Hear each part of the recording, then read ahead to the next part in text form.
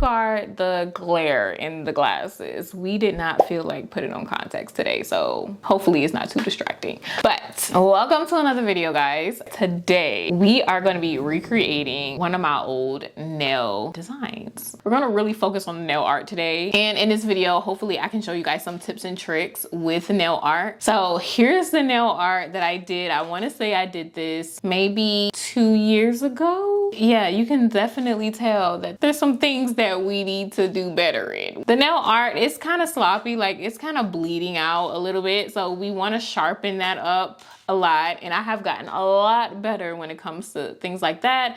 And we want to bring a little bit more detail into this nail art. Now I know we are going into like the fall season. If not, some people are already in the fall season. Where I live here in Georgia, it very much still feels like summertime. So this is going to be my last summer set of the season. So at the end of this video, let me know in the comments whether I improved or is there still improvement to be done. Let's go ahead and get started. Okay, so I already have the tips on. These cover tips are almond cover tips. If you want to see the detailed application process of how I put these tips on, that video will be right here. So make sure you go check that out if you're interested. I want to start with the nude base because that's what I did in the original design. So I want to keep some things the same. So here I have a nude from Valentino. I just want to try it out. We're definitely going to have to put on multiple coats with this one. Okay, that's one coat. This is 3 coats, and already I do not like the way it looks against my skin tone. So I'm gonna scrap this. I was looking through my nude polishes, and this is one of them that I absolutely love.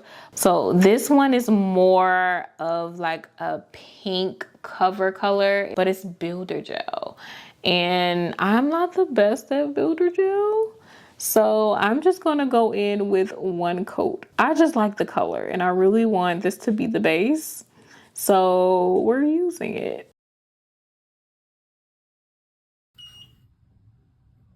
I'm just gonna put it on like I would normally put on just regular gel polish. Please don't follow my builder gel application. I have to learn more. Just focus on the color for now.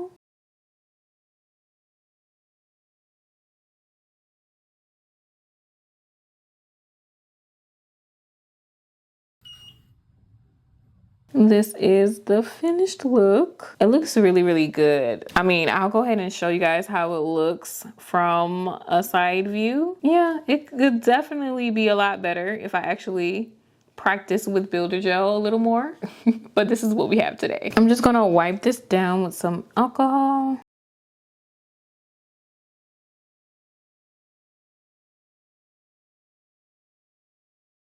I think builder gel is great for soft gel tips, which is why I really want to learn how to actually apply builder gel.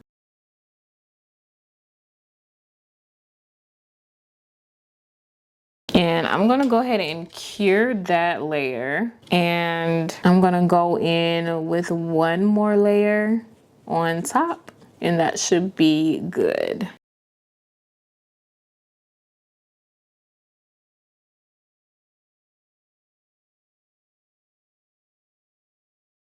Okay, honestly, I don't want to be able to see my natural nail, so I'm going to go ahead and cure this, and we're going to add another layer.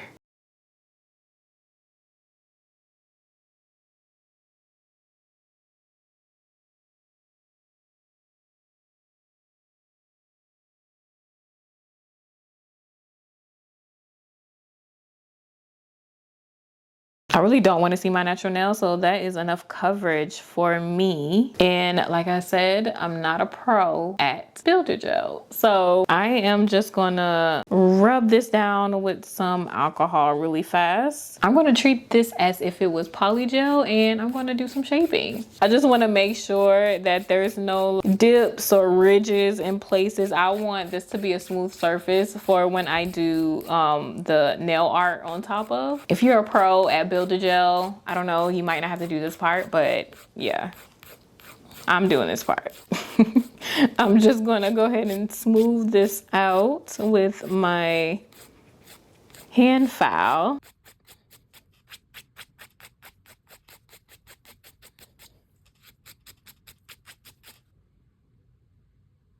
And this is just a buffer, and I'm just gonna buff everything smooth and we should be good to go.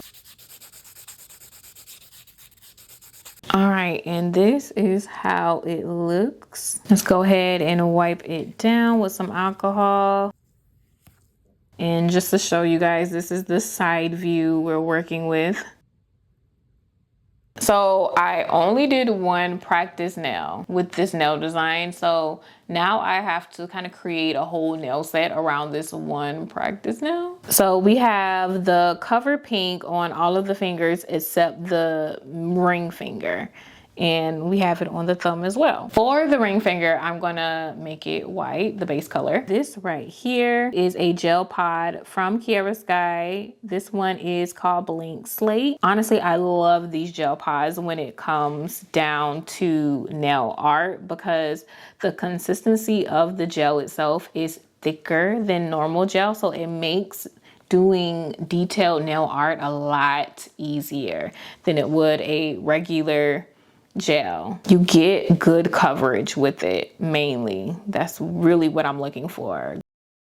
On this practice nail, I did not do a French, but for this whole nail set that I'm coming up with, we're gonna do some Frenchies. So I'm going to start off on the pointer finger, and I'm gonna do one line down the side and one line down the other side. And then I am just going to connect those two lines by making a big swoop in the middle to make that French line. And lately I have been doing all of my Frenchies this way.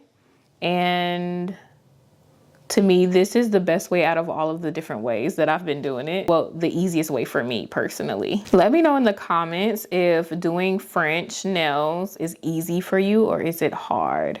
Because I know that's one nail design that looks super easy to do, but it is so easy to mess up sometimes. It's not the easiest to do, I'm not gonna lie. But hopefully this way I just showed you guys kind of helps you out a little bit.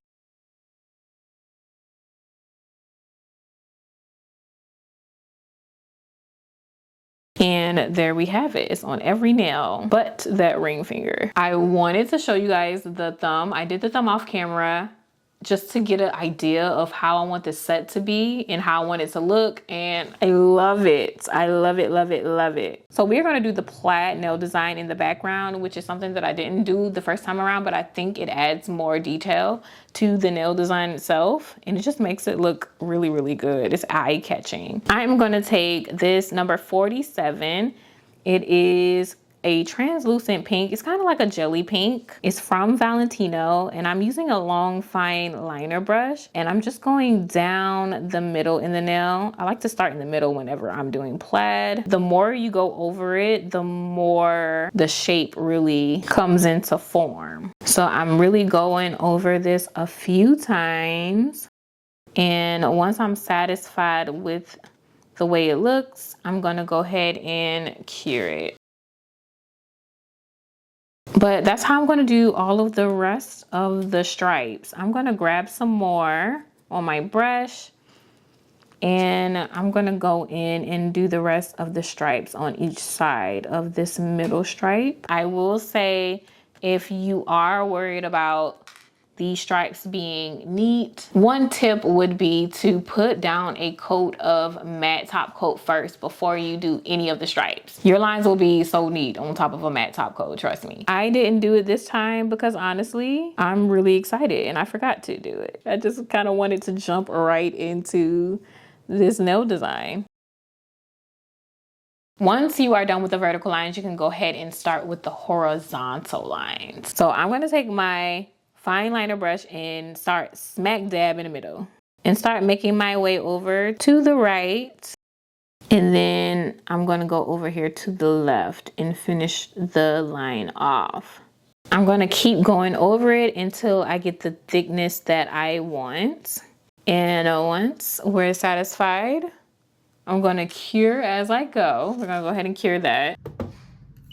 And we're gonna go ahead and work on the rest of the stripes. As the horizontal lines are overlapping with the vertical lines, that little square that creates should be darker than where the lines aren't overlapped. And that is what kind of creates that plaid look. Now, if you want your plaids to really pop, I would suggest after you do your horizontal lines and all of your vertical lines to go back in and make a square with the same color that you use for your lines, and go in there and make a square where the horizontal and vertical lines overlap. That way it'll noticeably be darker and you can have that plaid look. Because this is so tedious, I am just gonna leave it as is. But if you really want those details, then that is what I would suggest you do. But we're gonna leave it just like this. I think this was great.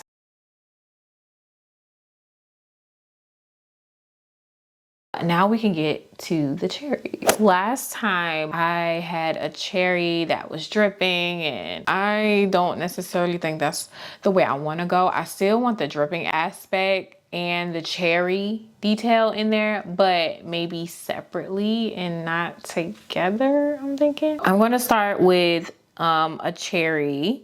And we're gonna take a dotting tool and just do one dot down here in the corner. And I really want the cherry to be smaller than what I did before, so I can do more than one. So we're gonna do another cherry up here in the corner right here. I think that's where I want it at. Yep, right there. And still fairly small. I think I want them to be kind of like the same size a little bit. So that's how that looks. And I need to do the stem now. So I have my long fine liner brush with some green. This is a green gel pod, also from Kiara Sky. And I just like to do the line for the stem first and then kind of go over it to make it darker. And now I'm going in to make the leaf at the top. I'm going to go ahead and do the leaf over here to get that leaf, fill it in, and there you have it. So we got 2 cherries, and now I want to put more details into the cherry. I'm gonna take a shorter detailed brush and just go around where the stem kind of meets right there in the middle of the cherry, like the light is shining on that little part right there. And I'm gonna take some jelly black gel polish and create some shadows just to make more detail, put more detail into the cherry. And we're gonna put it at the bottom of both of the cherries. And then I'm also gonna put some on the leaf as well, just so we can have some dimension going on. And that looks really, really good. Just because they're small doesn't mean they shouldn't have some details in them. I think the cherry itself should have like a shadow beside it, kind of beneath it. So that's kind of what I'm gonna do to both of them with that same jelly black.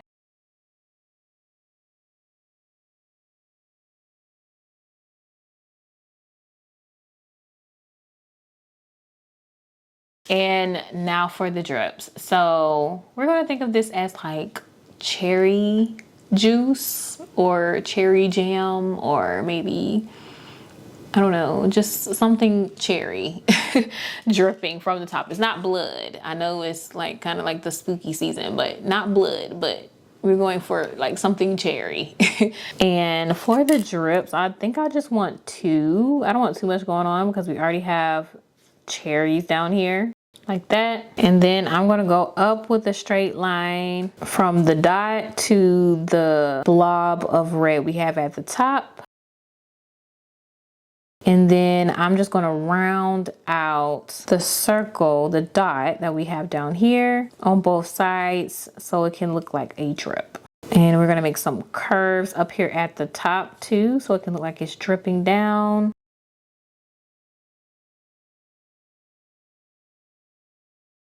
And we're gonna do the same thing to the other drip.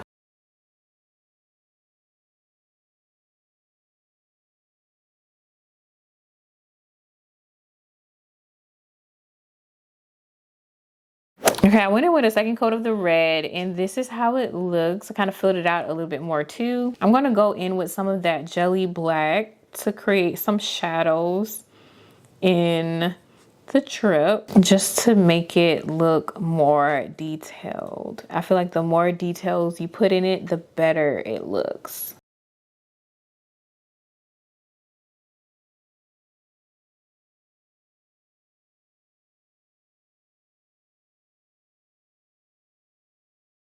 And I want to put a little shine in there as well. So I'm going to take my liner brush with some white, and then right where I think like some shine, some light reflecting off of it would be, that's where I'm going to put some white lines. I think it'll really show like the dripping look, like something's kind of dripping off of it, of the nail. So that's kind of what I'm doing here.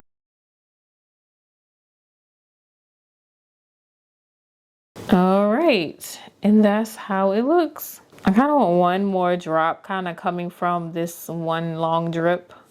So I want to put a little dot right there. And there's that.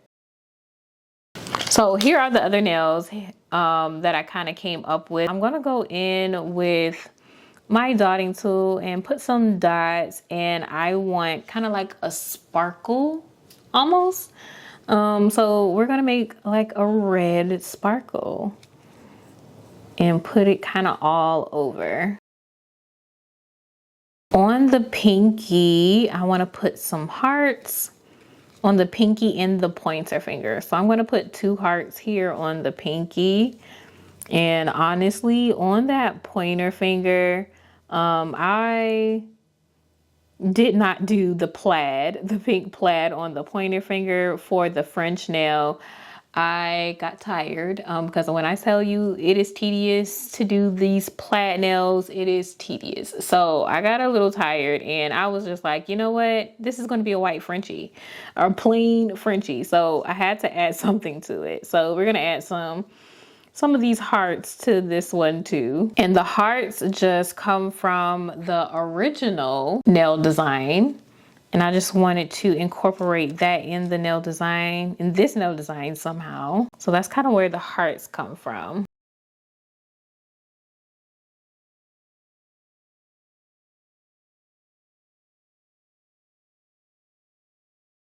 I'm just gonna go ahead and top coat that, and we can cure that.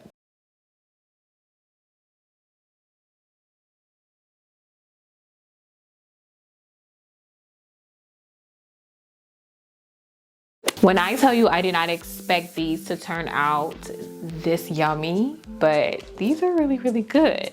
Now there's so many different ways I could have went with this set, but I think this was cute. I added more details to it so it could really be eye-catching, and I think everything kind of came together very well. You guys let me know how you guys feel about the way I recreated the original nail design. But I hope you guys enjoyed this video. Subscribe if you love nail content and you like nail content like this. The almond tips that I use in this video will be available on Glaze by C the 17th of this month. So stay tuned for that. Mark your calendars. Thank you guys so much for watching, and I will see you in my very next video.